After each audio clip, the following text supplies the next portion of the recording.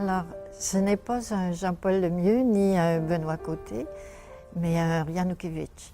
Janoukiewicz, nom de l'architecte qui a suivi les travaux de la construction et qui avait formé un comité de décoration de 13 membres, dont je faisais partie.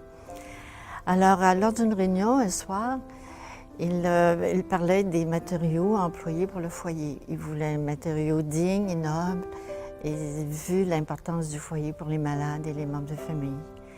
Et nous, on était vraiment très serrés dans le budget en pensant que le marbre, c'était trop cher. Et finalement, il y a eu une discussion intense et il nous a fait ce dessin. Et il était tellement convaincu qu'il fallait du marbre qu'il y a eu une votation. 7 pour et 6 contre. Et finalement, il a gagné, mais il avait raison.